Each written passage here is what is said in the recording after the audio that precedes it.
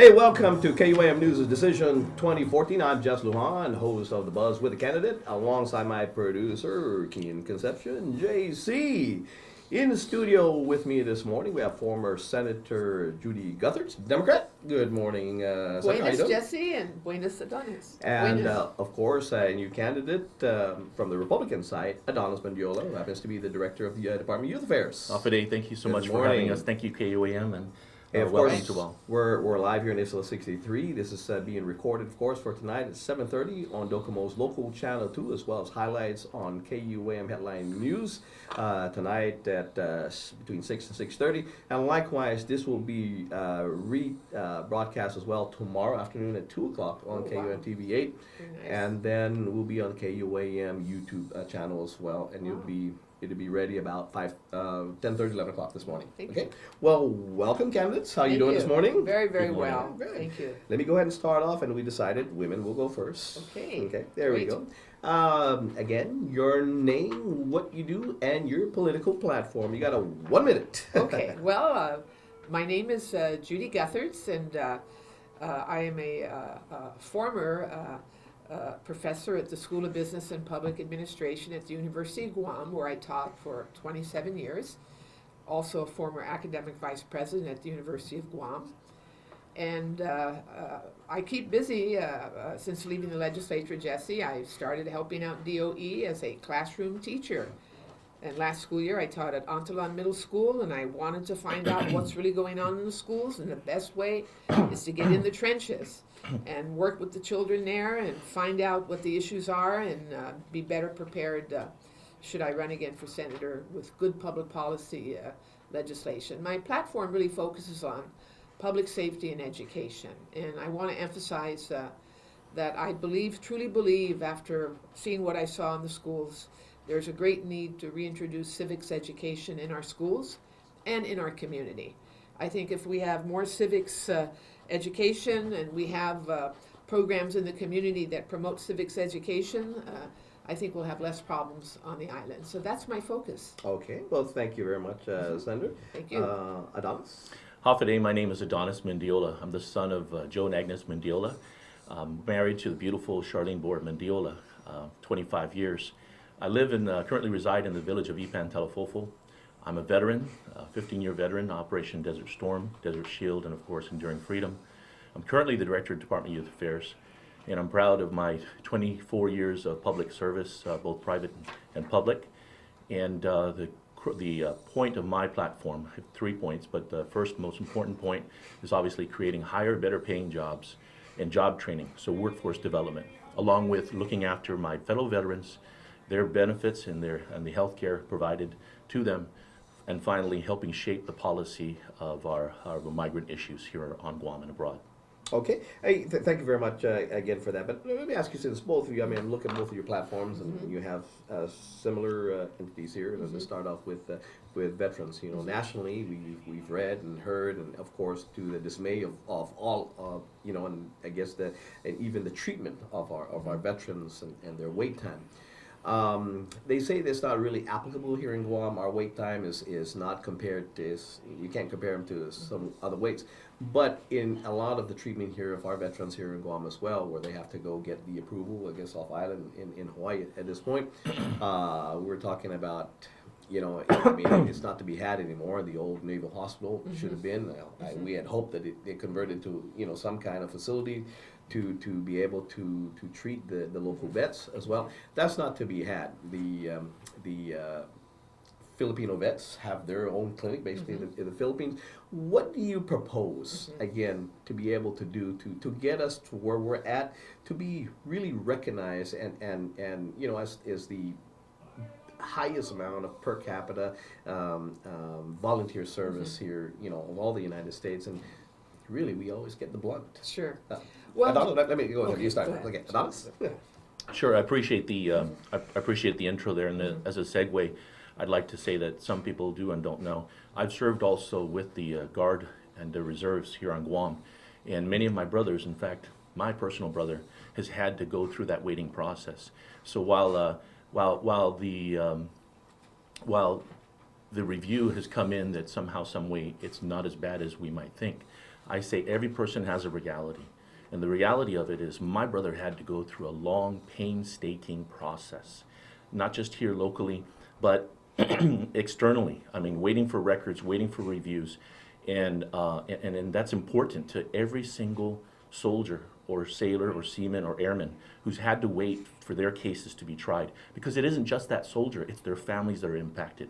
It isn't just their families, it's their extended network, people who provide support to a veteran who might be wounded, who might be scarred, and might need the assistance right away. So I think it stands to reason that any situation can be improved, and we need to sustain current situation. But even as the local government, as advocates, we need to stand up and really help our veterans fight for benefits and that they deserve. Thank you. Senator, you have a minute 15. Well, I have to say, it's a matter of leadership. I don't think the leadership's been there to advocate for our veterans, whether in the legislature or in the executive branch, to be frank with you. I think it's inappropriate and unfair that our veterans on Guam are forced to go to the so-called Veterans Center that was never built for that purpose. That was a former house converted into a Veterans Center. And they still are encountering, right now, they're still encountering problems there with facilities and so forth and so on. We locally, the local government must give more priority to Guam's veterans. And I think one way we can do that rather quickly, and this is what I would do if I were a senator, I would introduce a bill immediately to reassign the Veterans Affairs Office to the Department of Military Affairs of the government of Guam. The Department of Military Affairs, as you know, houses our National Guard component.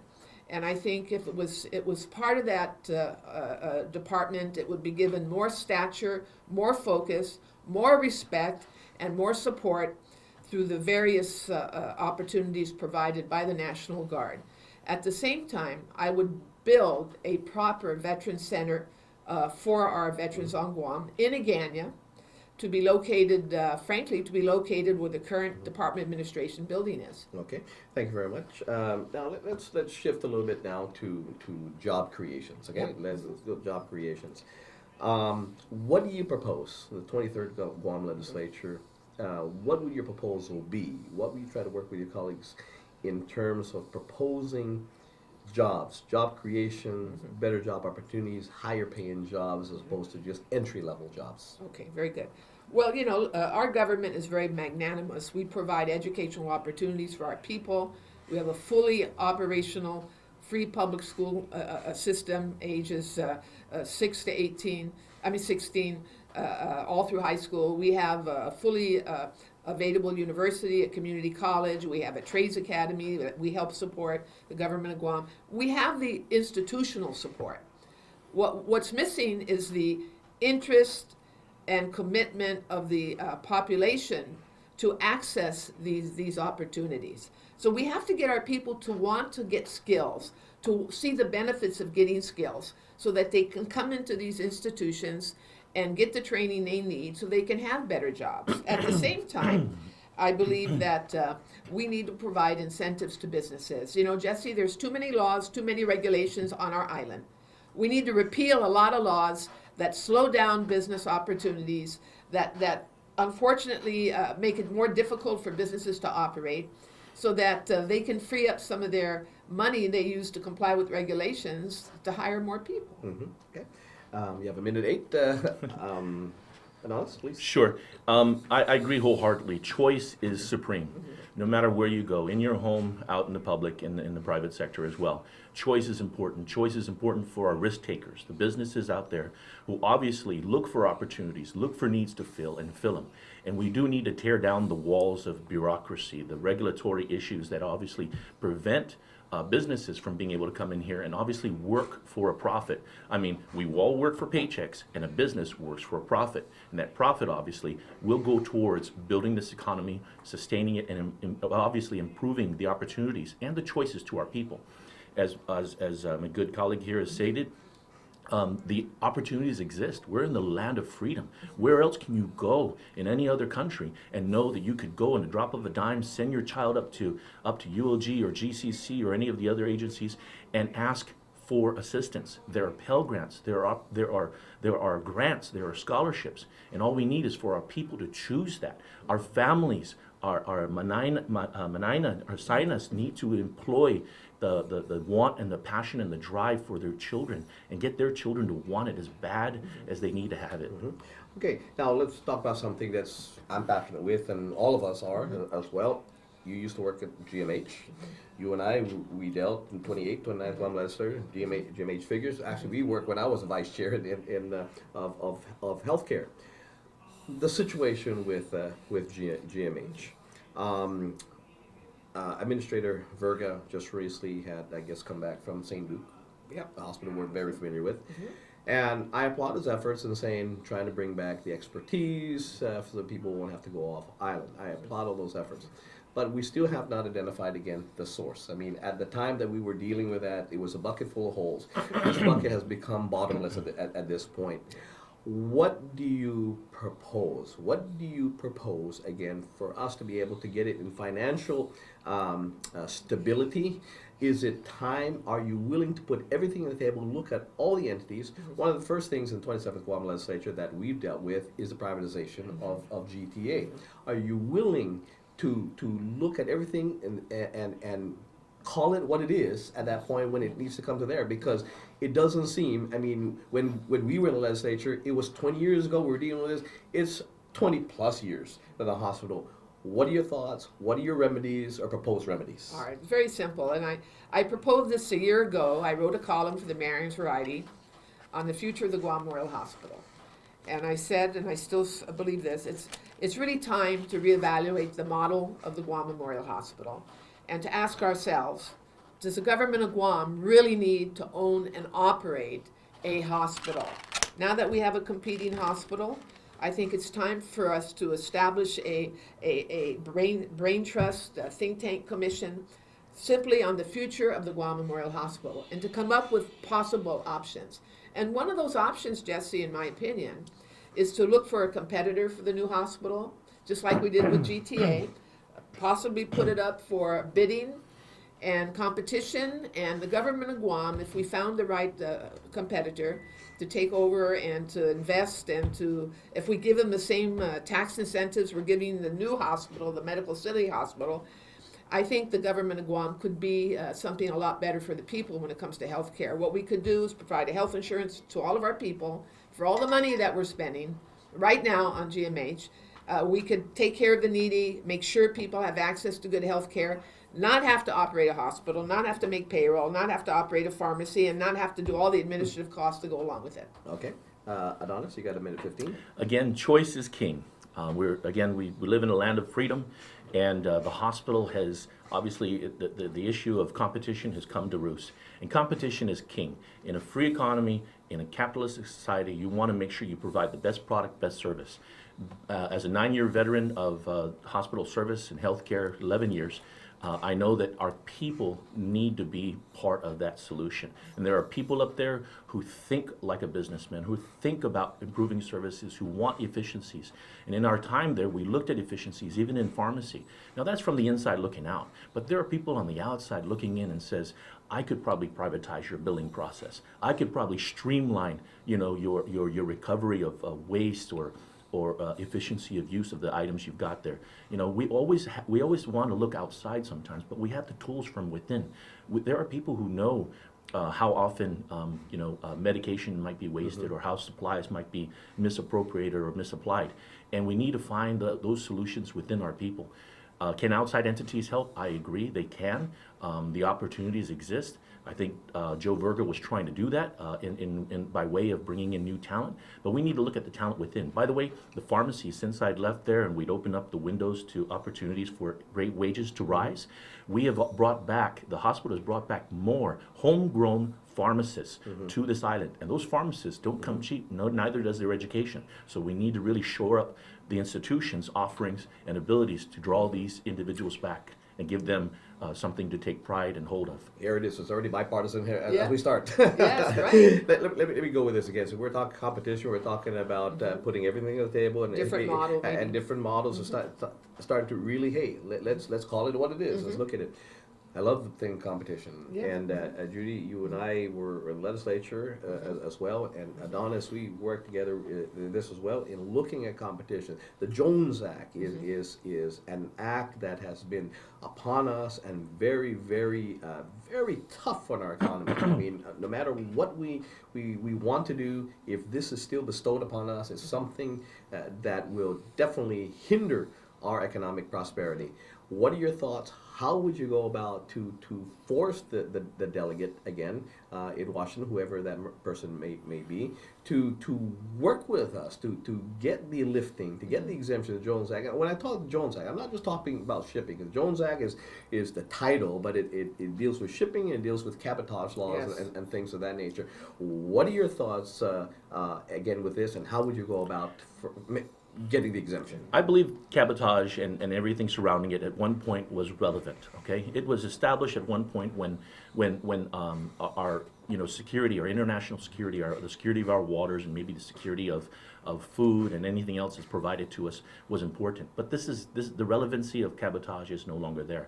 I'll give some of the providers some credit here, that they've been servicing for us for as long as they have. But we need more carriers, air carriers. We need shipping carriers. We need more carriers to come to Guam. Unfortunately, we lost the last of 2 shipping carriers. Now we're down to 1 shipping carrier. And we need to make sure that there are incentives, more importantly, a push, maybe at the congressional level, as well as all levels, to get other carriers to help service not just Guam, but the entire Micronesian islands in the region here. We need to look at together as a region how we can help lure other carriers here to see that, hey, you know what, we're not just going to be fleeced by one carrier. We need others to come in to bring in their service and opportunities. Our people are being subjected to having to carry now food with them on airlines. Our people are having to pay 3 times, 4 times as much for a cup of coffee maybe, and we can't have that. We need to come together as an island, as a community, at all levels, from grassroots, mayoral level, all the way up to the congressional level, and say, we're tired of it. We want opportunity, we want access to that opportunity to other competitors. Thank you.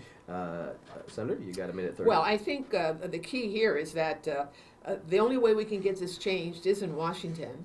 And we've tried to make a strong case for it before. You remember when you were in the legislature. We got half of what we asked. We did, but we passed a lot of resolutions petitioning on the Jones Act. We've never really gotten too far with it. We have to probably go to court and present to the court arguments on why this is unfair to us, how monopolistic this is. In this day and age, we can understand it when it first came out as a law. But now, what are we, 80, 90 years later, and we're still falling under this, and it's not part of the American tradition, having monopolies decide your future. This contributes to a high cost of living on Guam. It also contributes to deterioration in the quality of life of our people who can't keep up with the cost of living because of the very excessive cost of shipping to the island, whether cargo or on ships or on planes and airplane tickets and all this other stuff. We're being treated as second-class Americans when it comes to this issue. So I would say we work hard in Washington. We go with the White House this time to get their support, and then go back to the Congress. And if that doesn't work, we go to court. And we join Hawaii and other areas that are impacted by this. Okay, well, thank you. Back to you again, Senator. This the military buildup, their proposal now, they've moved from Pagat now to Ritidian. Your views, are you in agreement that Ritidian is the right place for this, and if not, what other alternatives do you propose for the firing range for this military buildup? Thank you, Jesse. Jesse, one of the last things I did as a sitting senator in the last legislature in December of 2012 is I responded in writing to the initial SEIS discussion that was presented by the military to the people of Guam, where they listed their various alternatives. I looked at the pros and cons of each alternative in my paper and responding to their request for information. And I came to the conclusion then, and it was my first priority after studying all the alternatives and doing the research, was really the best location for the firing range is really Northwest Field. Northwest Field, provided and I put this in there, there's 3 provisions that they would have to be able to deal with. One is the landowners. Some way they have to ensure access of the landowners to their properties. 2 is they have to be able to deal with the U.S. Fish and Wildlife Service, which is very territorial, never wants to give up anything, so it's probably unlikely that they'd want to give up their operation there. And the third item, of course, are the fishermen, Guam's fishermen, that uses the waters that would be impacted by the firing range. They'd have to come to some agreement with those 3 areas in order to make this possible. I proposed it then, I still support it now, provided they can work out these details. Okay. Adonis, you got a minute 15? I appreciate my colleagues' comments, and my stand on the buildup, so people know, is I'm 100% in support of the buildup. And what I need to make clear is, obviously there are questions, and there are questions, and then there are answers. Answers have come not just in this latest draft SEIS, but in the previous SEISs, and I think our people have been heard, and that's what they appreciate. Our people want to be heard on all facets, whether it be the hunters, whether it be the fishermen, maybe even the families that have land adjacent to Northwest Field, which obviously has been looked at as one of the most premier areas to have it, at least as far as safety and impact on our island. And we've got to take calculated risks. That's why we ask the questions, so we can decide on what the answer will finally be. And I think our people need to understand that beyond this buildup, beyond maybe some of the issues that we think about, the aquifer and the habitat and our people, we need to ask ourselves, what do we have to gain from all of this? And I think people need to understand that. There's a give and there's a take. And I think right now it's lending itself, the buildup itself is lending itself not only to our deep-seated patriotism, our patriotism, but also our need to provide jobs, our need to provide a more vital economy, a need to bring in new monies, and not just monies that are going to fall by the wayside and our people get the crumbs of it. We need our people to say, listen, this buildup can be good for Guam. It is good for Guam, and we need to make it right for Guam, all of our people. And I say this is why it's important that we develop our people, that we train them, that we outfit them. But they need to see it. They need to see that vision. They need to see that goal. That Guam is the premier island in this region, and we want to lead the way, but we want to lead it responsibly. Thank you. And with everything in mind. We're going to go again with you starting off with this. War reparations. We've tried everything. The latest thing, of course, was to identify Section 30 monies and to pay ourselves with that. That didn't fly with Congress. Your thoughts? There was a publication. There was a in their own words, basically, that says, "Hey, look, let's give it up. It's not going to happen. Look, we should be satisfied because we're getting all these things. We have been with grants and things of that nature from the federal government." Joe T. St. Augustine had written to all the senators. You guys may have gotten a copy of his letter as well. He says, "Hey, maybe it's time now to look at going after the Japanese government in regards to them, because they were the ones that did this. Since the commitment from the U.S., they're not going to do it, and they're saying, hey, well, we didn't do this. We didn't cause the atrocities." What are your thoughts on that? Are you willing to consider that, since it looks like everything else have been considered? Where do you go? What is your proposal, or should we just dump war reparation at this point? Adonis, we'll start with you. Well, I think in homage to my grandmother, my father, and many of my family who went through the war and had to go through the atrocities, some greater, some lesser, I think it's important that we never forget. And that's the most important thing about the war reparations, is it isn't so much that our memories have a dollar figure, but somehow that money might bring healing. I think what brings healing more often than not isn't going to be that money.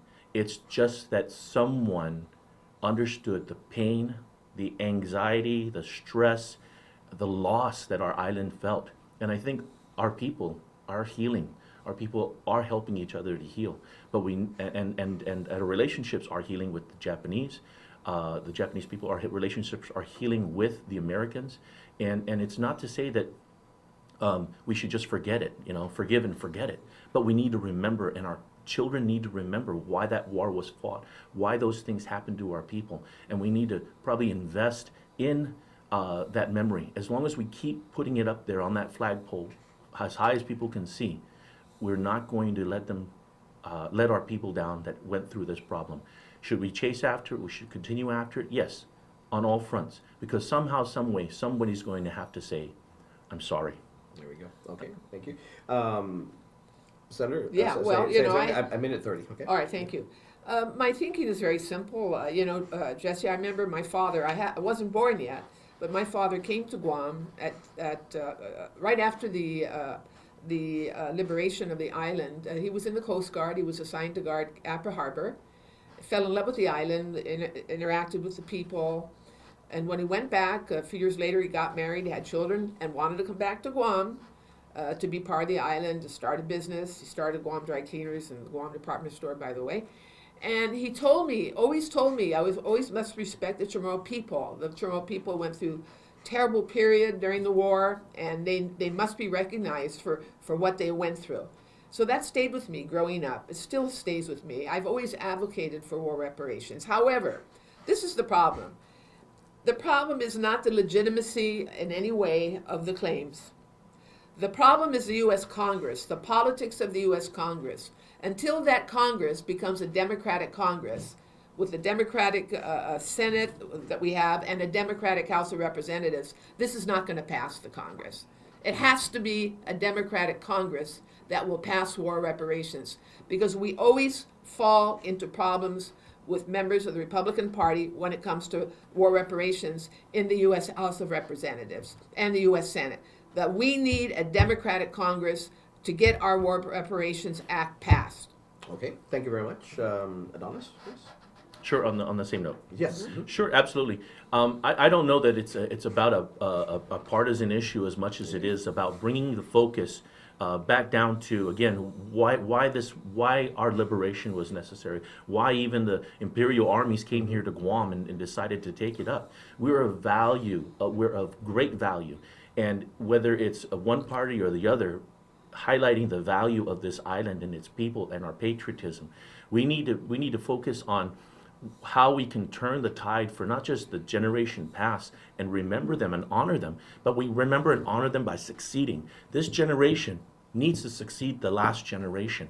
And if it means continuing to remember the plight, but remember from it and learn from it and fight harder so that we're never in the position to be invaded, we're never in the position to be taken advantage of, we're never in the position to be exploited, then I think it is incumbent upon this leadership, our leadership, this house, our house, people in this house, to stand up and defend her in any way possible.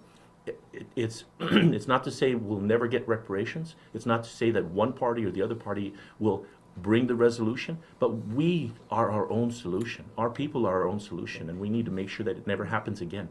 Every victim always wants to make sure that the next person isn't victimized the same way we were. Thank you very much for that. And hey, our time has run out. Oh, We my have goodness. more time. Wow. We've Wow. done it. But anyway, let's have closing remarks. Again, tell your name, your number on the ballot, and what will be the first thing you do should you get in there. Should we start with you, or how do you want to do this?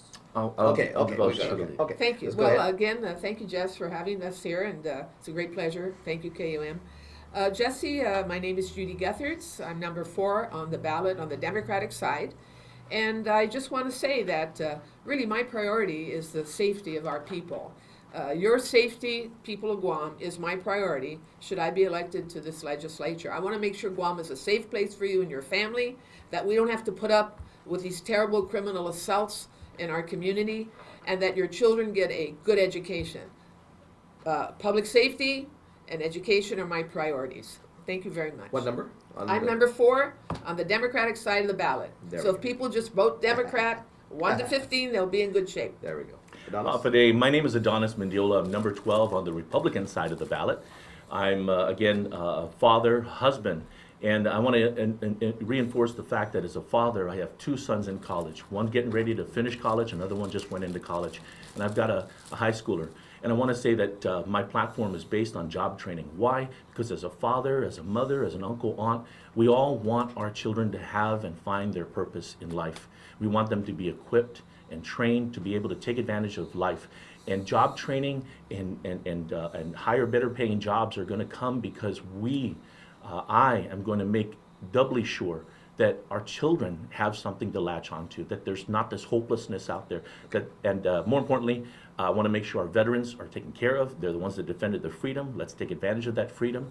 And more importantly, let's work on the migrant issues, help shape that, so that together, as a community, as an island, as a region, we can rise above our current situation. And your improve number? it. My number is number 12 on the ballot. Thank you very much for your time, KUAM and the hosts. Thank you, candidates. I appreciate you being here this morning. Thank you, again for Jesse, joining very us much. for KUAM News' Decision 2014. Excuse me, Good luck to you, Judy. Thank you. Good luck to Thank you, you so much. Adonis. Appreciate it. Join me again Adonis? tomorrow morning It's a lot right of fun. here as we Yes. continue our coverage on KUAM News' very good. Decision 2014. My studio guest tomorrow morning will be former Senator Hope Cristobal, Democrat, and newcomer Republican Mary Torres. That's tomorrow morning right here, Isla 63. We're going to take a break for right now. We'll talk again in a little bit.